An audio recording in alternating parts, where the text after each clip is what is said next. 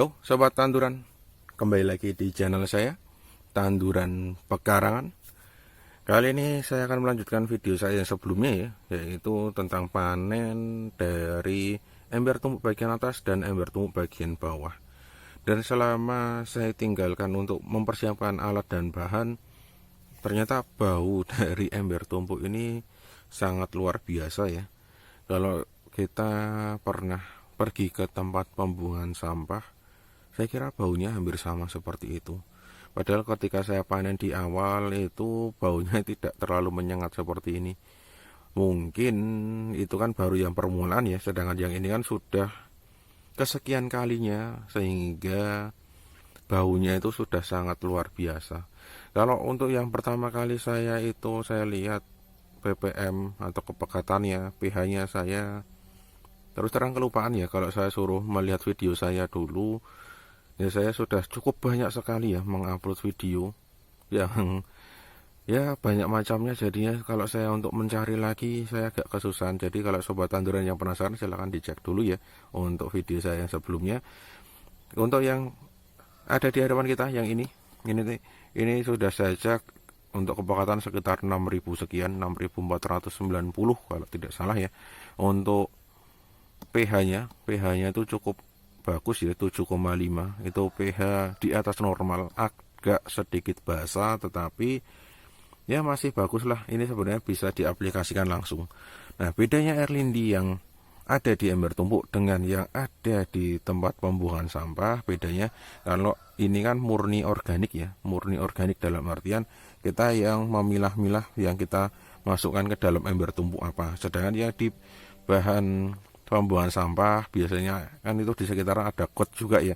Gotnya itu kan sudah tercampur macam-macam ya, ada limbah dari baterai, limbah dari plastik, macam sekali ya, banyak sekali. Itu sudah tercampur baur, jadinya kemungkinan besar air lindi yang ada di tempat pembuangan sampah itu banyak sekali kontaminasinya. Berbeda yang kita miliki, yang kita ambil dari ember tumbuk ini kemungkinan besar ini adalah 100% organik ya. Ya kalau tidak 100% ya 95% ini bahan organik semua. Kalau untuk isinya apa, seperti apa, ini ada kandungan seperti apa, ini tergantung bahan yang kita masukkan ya. Karena kan ada pepatah yang bilang kalau daun ya kembali ke daun, kalau buah ya kembali ke buah, kalau batang ya kembali ke batang, seperti itu ya, ada istilah seperti itu.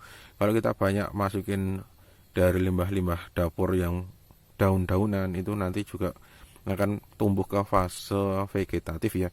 Kalau kita banyak masukkan ke buah-buahan maka itu nanti akan ke fase generatif. Gampangnya seperti itu. Tetapi terus terang ini untuk air lindi belum pernah saya praktekkan ya. Karena kematangan dari air lindi itu belum saya dapatkan. Di video saya sebelum-sebelumnya pun sepertinya belum ada perkembangan yang sangat signifikan ya. Mengingat di tempat saya itu untuk curah sinar matahari ya, sinar matahari itu sangat minim sekali, jadinya tidak bisa maksimal. Kalaupun sampai panas itu pasti sinar mataharinya terhalang oleh pohon-pohon yang cukup besar, jadinya percuma saja. Dan kemarin tuh saya pernah melihat postingan ya, itu yang cukup menarik sekali. Katanya ini tidak perlu dijemur, baunya sudah hilang, katanya seperti itu. Ya kira-kira apa yang bisa kita lakukan?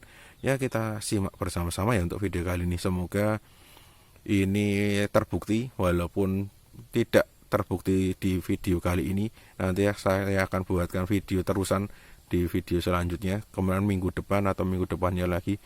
Ya ditunggu saja ya nanti hasilnya seperti apa. Jadi untuk video kali ini fokusnya hanya praktek saja, kira-kira yang kita gunakan itu bisa berhasil atau tidak.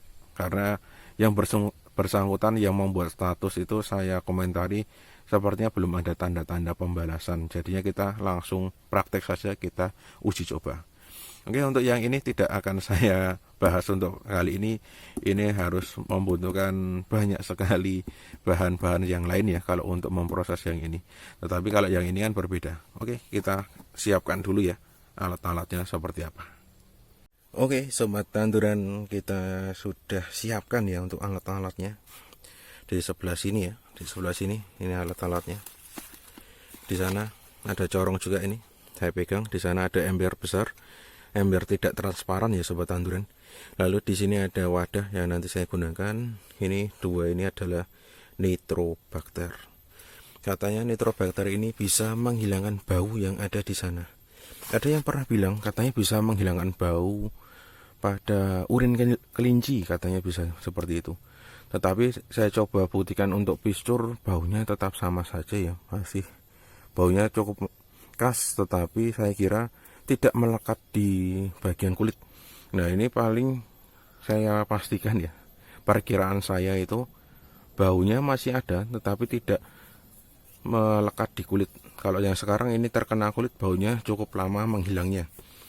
Nanti coba kita buktikan ya, kita masukkan. Tapi sebelumnya saya pengen uji coba dulu. Kira-kira nitrobakter ini yang di sini ya, yang ini nitrobakter ini, kalau kita berikan air lindi sedikit, itu ada reaksi atau tidak. Ini terus terang hanya saya penasaran saja. Untuk nitrobakter sendiri ini merupakan nitrobakter dari perbanyakan yang saya dapatkan di induknya ya. Salah satu induknya itu ada di sebelah sana, di di trigen itu ya. Itu ada induk-indukan dari nitrobakter yang sempat membuat alat saya rusak ya, gara-gara saya ngecek kepekatannya malah jadi alat saya yang error. Oke, kita masukkan saja. Dan usia nitrobakter ini sudah cukup lama ya. Kalau sobat tanduran melihat video saya, cukup lama sekali itu. Dan ini hanya saya simpan saja. Warnanya seperti ini ya. Ini sudah cukup lama sekali usianya. Coba saya pastikan dulu ya. Oke, segitu saja. Saya cek dulu baunya.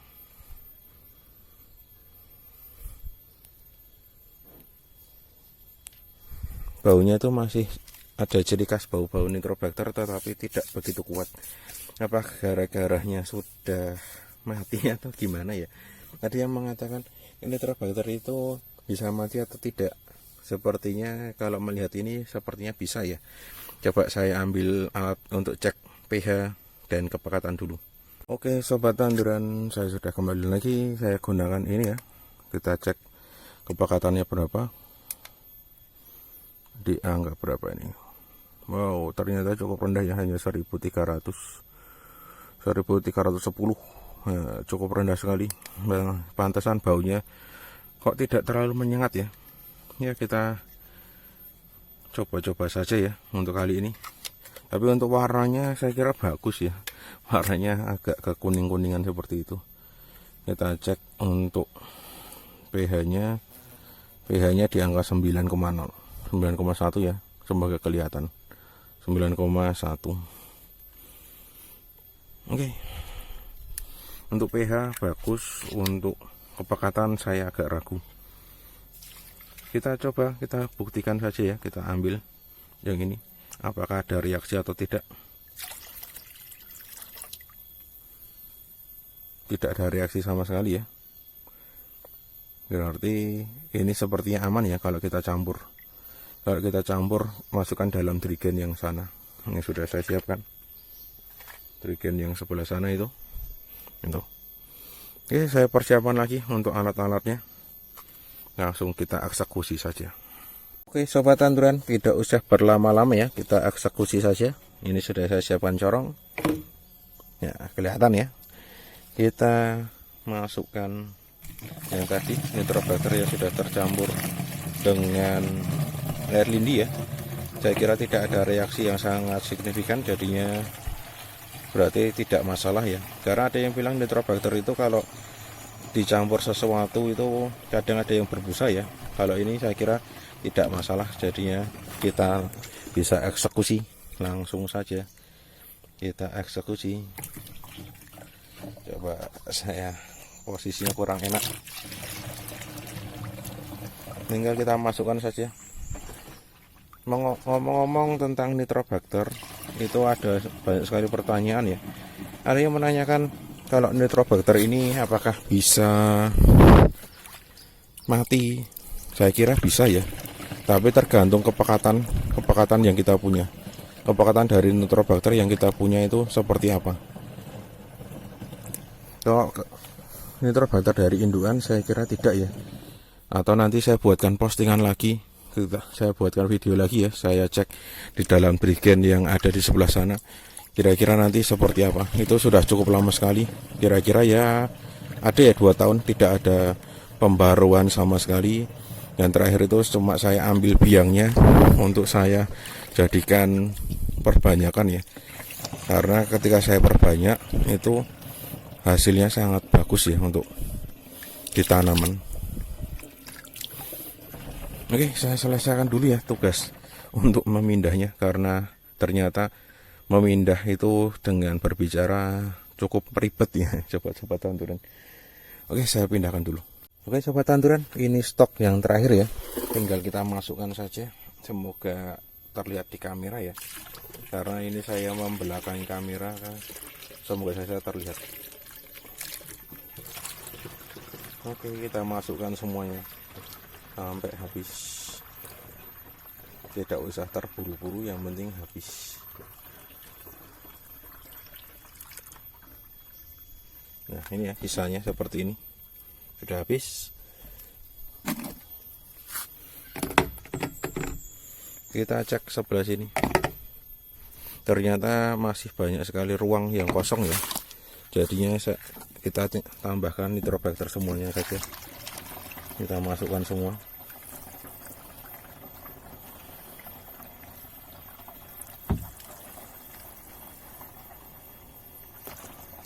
Untuk nitrobacter sendiri banyak sekali ya kegunaannya banyak sekali. Ini bisa melembabkan dari tanah ya, karena saya mendapatkan nitrobacter ini kan dari bawah-bawah kohi atau kotoran hewan. Di kotoran hewan itu kan banyak sekali kok bisa agak lembab ya. Nah itu pasti ada sesuatunya, salah satunya adalah bakteri nitrobacter ini. Nitrobacter ini bisa menjaga kelembaban tanah,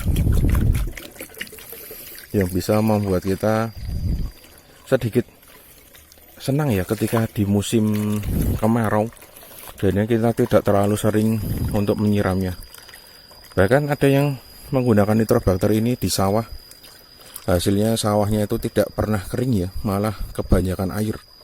Kalau saya pribadi pernah membuktikan untuk menyiram bagian ground ya, ground itu saya siram dengan nitrobacter, ternyata ground itu malah apa ya, groundnya itu tidak kering-kering, jadinya tidak perlu disiram ulang ya, cukup saja sekali siram saja langsung hasilnya luar biasa. Oke, seperti itulah hasilnya. Nah ini sudah tercampur ya, semoga sudah tercampur rata.